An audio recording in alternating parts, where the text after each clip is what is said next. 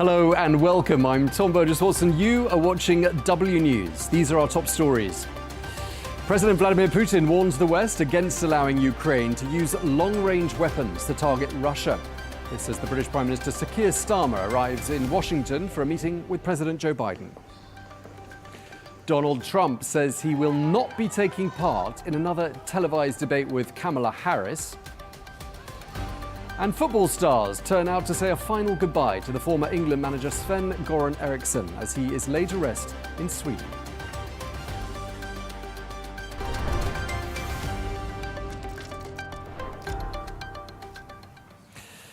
Welcome back. In a dramatic escalation of geopolitical tensions, President Vladimir Putin has issued a stark message to the West in which he warned of the potential consequences of allowing Ukraine to deploy long-range weapons targeting Russian territory. Well, this warning comes as the British Prime Minister Sir Keir Starmer arrived in Washington for a crucial summit with President Joe Biden. Well, the timing of these high-stakes diplomatic exchanges underscores the fragile and complex nature of this ongoing conflict. Well, for more, I'm joined now from London by our correspondent there, Ollie Barrett. Ollie, thank you very much indeed for joining us. New red lines are being drawn by Moscow on this issue of long-range missiles. How seriously is that warning being taken, do you think?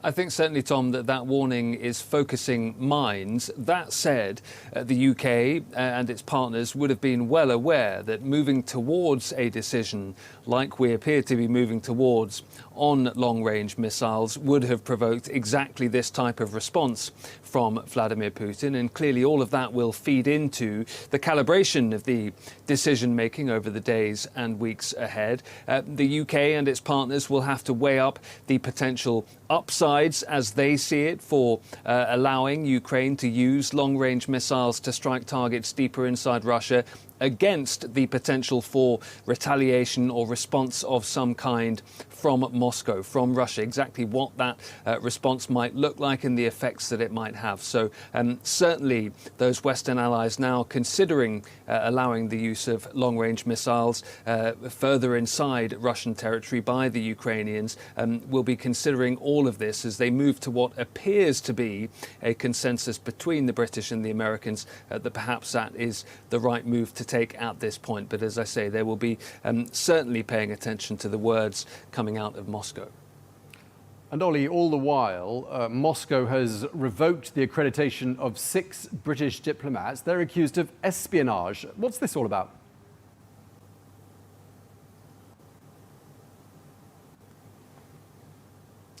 Yeah, accused of espionage by Russia's FSB Secret Service and also accused by the FSB of what's described as trying to inflict a strategic defeat on our country. We also heard after those allegations had come from the FSB, from Maria Zakharova, the Foreign Ministry spokesperson in Moscow, she described it as the British embassy having flouted the limits set by the Vienna Convention and accused the UK embassy in Moscow of actions aimed at causing harm to our people. Now, the UK Foreign Office absolutely denies these claims against those British diplomats, and it says that they are completely baseless. And what it says is happening here, the UK government says this follows action taken in response to what it describes as the Russian state-directed activity across Europe and in the UK. Our understanding is that those diplomats who have now had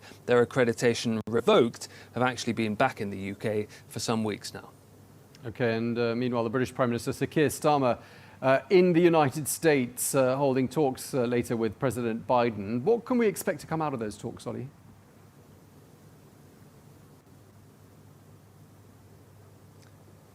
Well, a lot of it does relate, Tom, to those long-range missiles and the UK wanting to get sign-off from Washington to allow the Ukrainians to use British Storm Shadow missiles to strike targets deep inside Russia. The UK government appears to have settled on the view that that is the right thing to do. It does want American sign-off. There are lots of sources in Washington suggesting that the Americans are broadly just about on the same page, but Keir Starmer wants to persuade Joe Biden of the merits of that position. We don't necessarily expect any big announcement coming out of Washington once they've held those talks. There are other discussions taking place with Keir Starmer and the UK Foreign Secretary David Lammy and other American officials to discuss these issues and others.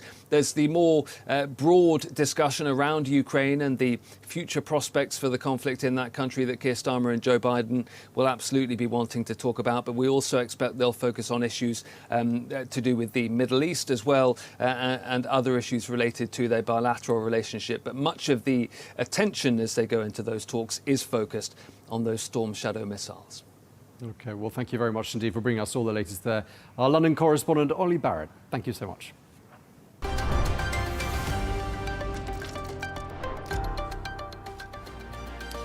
Let's take a quick look now at some of the other stories we're following for you. North Korea has released the first ever photos of a uranium enrichment facility. These pictures show the leader Kim Jong-un as he toured a facility. This as he called for more centrifuges to boost his country's nuclear weapons arsenal. Well, Pyongyang, which is facing a slew of United Nations sanctions for its banned weapons programs, has not previously disclosed any details of uranium enrichment facilities. The Chinese Defense Minister Dong Jun has said today that negotiation is the only solution to the conflict, such as the wars in Gaza and Ukraine.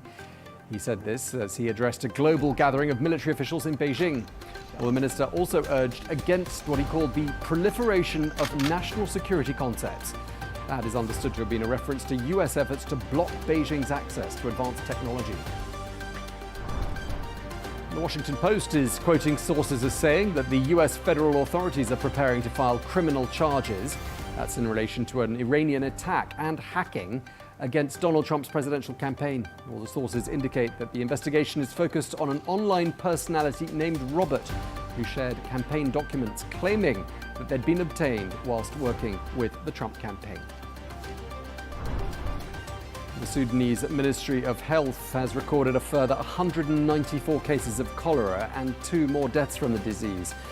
This brings the total number of infections in the country to more than 7,000, and the death toll now stands at more than 250.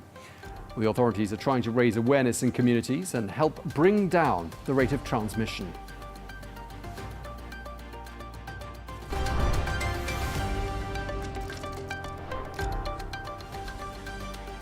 OK, we'll be back in just a moment.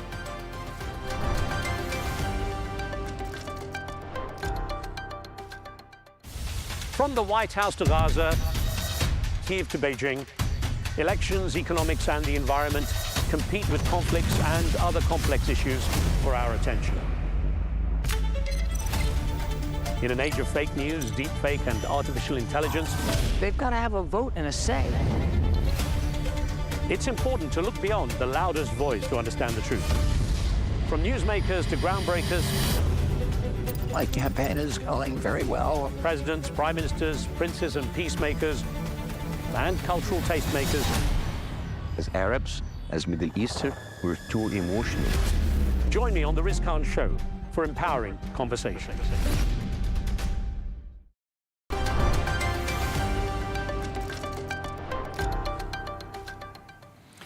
Donald Trump says he will not be taking part in another televised debate with Kamala Harris. The Republican former president made this announcement on his Truth Social platform. While speaking at a rally in a key swing state of North Carolina, Harris had challenged Trump to a rematch of their Tuesday debate, which was viewed by more than 67 million Americans. Well, today, both Trump and Harris have been touring some key battleground states, which look set to decide what the pollsters suggest could be a very close US presidential election. Well, for more, we can cross to our Washington correspondent, Nick Harper. Nick, great to have you with us. Donald Trump saying he won't be taking part in another debate. What more can you tell us?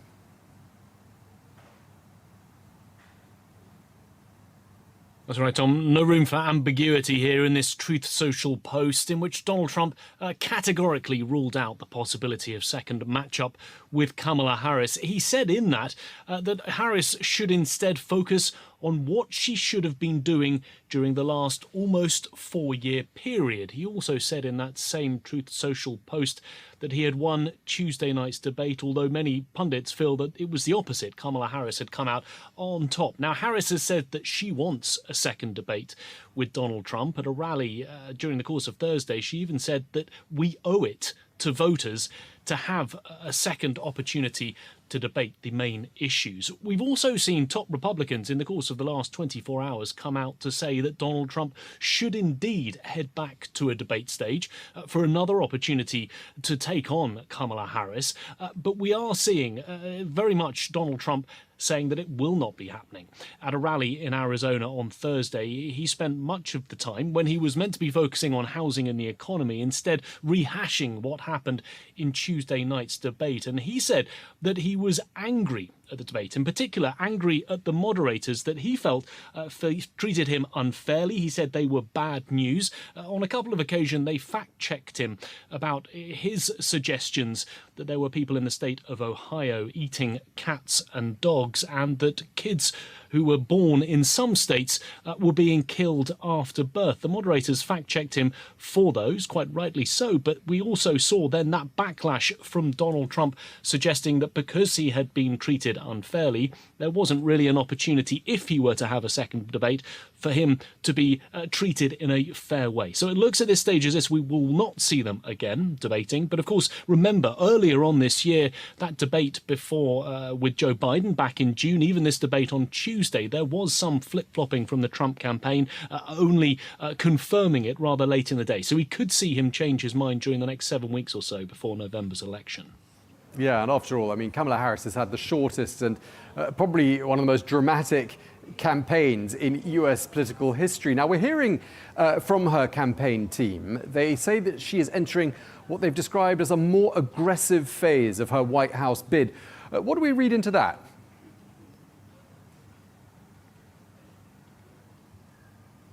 Yeah, that's right. Interesting language that. I mean, I think it makes it very clear, Tom, that she intends in front of voters as much as possible. With about 7 weeks to go, it's really all about hitting the campaign trail, in particular in those battleground states, but really trying to get her message out. And she's come up with a new slogan, New Way Forward. That's something that she's trying to sell to voters out there. Amongst her campaign policies, there are promises to build more homes in the United States to help with the housing crisis, to try and take on the economy and inflation, to prevent price gouging, to put caps on prescription drug prices, a whole range of things that she is detailing in these rallies that she's now holding. But she's also getting her husband, the second gentleman, out on the campaign trail. Her vice presidential pick, Tim Walz, he's got a very busy schedule as well. We are seeing her very much trying to engage in those swing states, but also engage with key demographics, including trying to speak to veterans and military groups, and even one group, Republicans for Harris, trying to win over those Republicans who are disenchanted with Donald Trump and trying to convince them that she would be a better bet for the country. And Nick, it really looks, doesn't it, like this vote is going to be decided in about half a dozen swing states. So presumably that's where we can expect to see both Harris and Trump focusing their efforts. Where are they both today?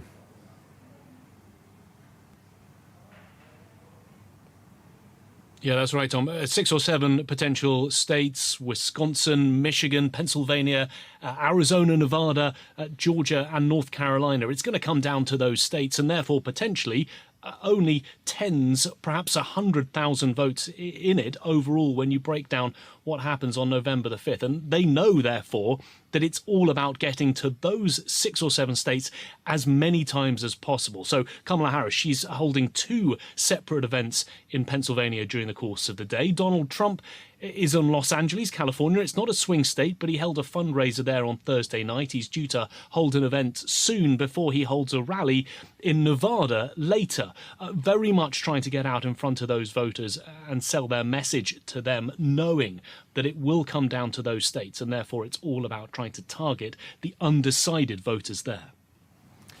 And just lastly, Nick, I mean, there are any indications that the needle has moved significantly in the polls I'm talking here since the debate on Tuesday?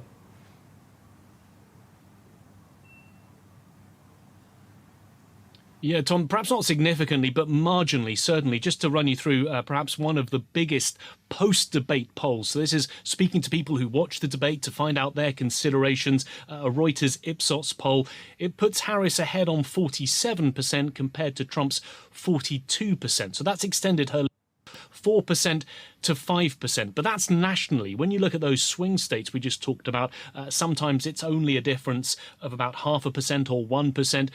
And interestingly, some of the snap polls that were taken just after the debate, the majority of them seemed to suggest that Harris had won. But there was one that people were asked what impression they had of the two candidates and who they thought had the higher moral integrity. 52% saying they preferred Harris compared to 29% saying that Trump had a integrity. Those polls, of course, will continue. We're likely to have them almost on a daily basis over the next 7 weeks. And we could see some movement, but at this stage, it certainly seemed as if Harris had something of a bump coming out of the debate. Yeah, but we're still talking, aren't we, about some razor-thin margins in those key swing states, aren't we, Nick? Thank you so much for that update. Nick Harper, our correspondent in Washington. Thank you very much indeed.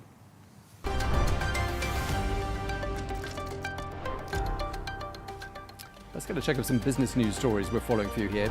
Workers walked off the job today at Boeing's US West Coast factory. This after they overwhelmingly rejected a contract and pay deal.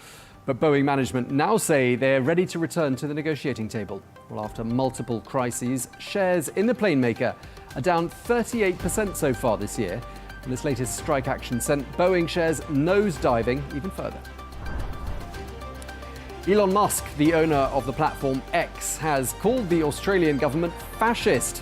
That's over proposed legislations to impose fines on social media companies that fail to prevent the spread of misinformation. Well, the Labour government has unveiled legislation in Parliament that could fine online platforms up to 5% of their global revenue if they contribute to the spread of disinformation. And the Xbox owner Microsoft is set to cut about 650 staff from its gaming division in a new round of job losses. This follows its $69 billion merger deal. Well, the software giant said that the staff working in mostly corporate and support functions worldwide would be affected. Well, the company laid off 1,900 staff back in January.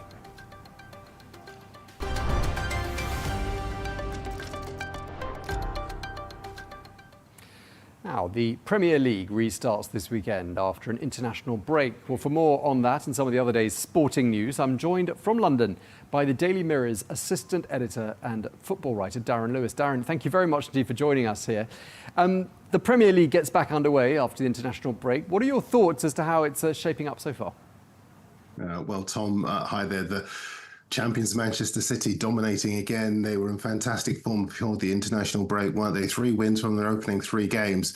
Their star striker Erling Haaland, top of the Golden Boot leaderboard with 7 goals in those 3 games. So it's business as usual here in England. They host Brentford this weekend. Should be fairly straightforward, but bear in mind Brentford were the last side to beat City at their own stadium in November 2022. No team has beaten them in any competition since then. Could lightning strike twice this weekend? Just a quick word on Arsenal as well. They slipped up before the international break. 2 wins out of 2. Then they played Brighton, dropped points. A very expensive point for them as well. Declan Rice suspended after being sent off in that game. And when you couple that with the midfielder Martin Odegaard injured over the international break, it does rob them of a lot of talent in the centre of their team ahead of Sunday's North London derby. Yeah, just sticking with that story, Arsenal missing a few key players. Raheem Sterling could make his debut for the Gunners, couldn't he? How do you see that going? Well, he's a very experienced player who brings a lot of talent to the Arsenal side. 4 Premier League titles he lifted with Manchester City. He is an England veteran of 2 or 3 major cup competitions. And as far as he is concerned, he brings experience, he brings versatility, and he brings leadership as well.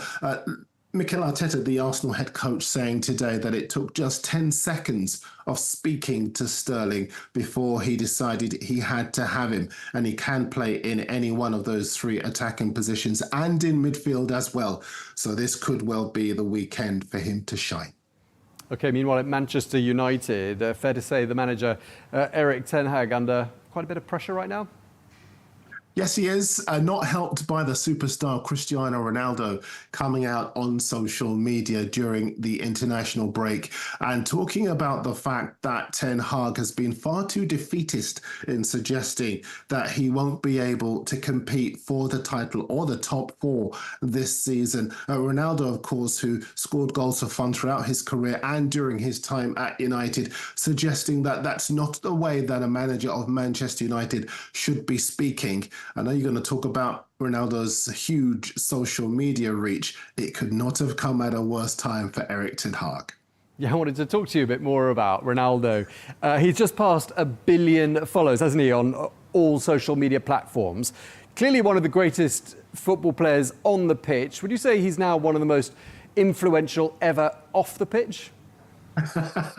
Well, you know, Tom, I don't know whether this is a football story or a technology story, really, or maybe even a showbiz story, because you're right. 1 billion total followers across YouTube, Twitter, Facebook, the social media sites in China, Weibo and Kuaishou. And it does put him ahead of some of the biggest names in entertainment: Justin Bieber, Taylor Swift, Selena Gomez.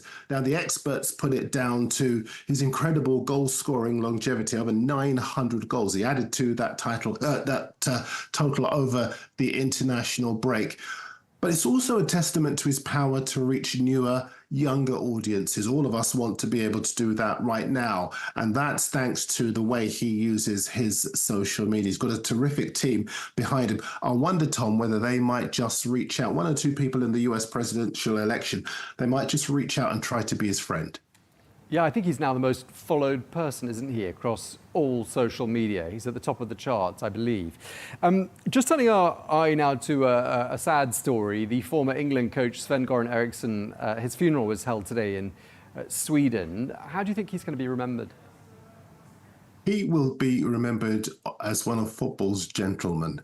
He was a winner in his hometown of Torsby, and in Sweden and he went on to Portugal to be a winner with Benfica, and he went on to Italy, and with some of the biggest and most underachieving clubs, he took them to success. And then he took over the England national team job, where he took England to a couple of major tournament quarterfinals. But he managed throughout his career with style and grace and real perspective as well. You only have to look at the cast list of people who are there to pay their respects today and around the world to understand the esteem in which Sven-Göran Eriksson was held. And there have been tributes ever since his passing paid to him because of that huge impact that he had. He will be remembered very, very fondly indeed. Even though he didn't win a trophy for this country, the nation did take him to their hearts. There are very few people, you know, Tom, that you refer to by their first name only. And that's a mark of just how fondly Sven was regarded in the UK. Yeah, he died, didn't he, a couple of weeks ago at the age of 76. So, as you say, a very fondly remembered figure. Well, thank you so much for taking the time to speak to us. Really appreciate it. Daily Mirror's assistant editor and football writer, Darren Lewis, thank you very much indeed. Thank you, Tom.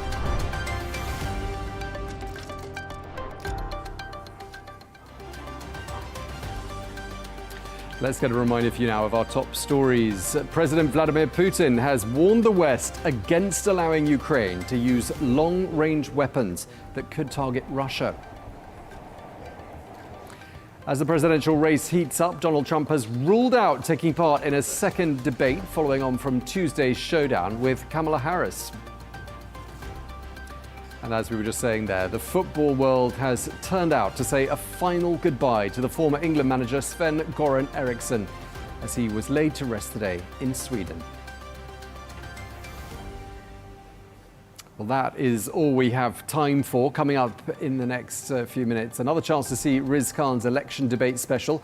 And in just under an hour from now, Rosanna Lockwood will have Global News Today with her special guests Sarah Palin, John Bolton and the LAV golf captain Ian Poulter. Do stay tuned for that.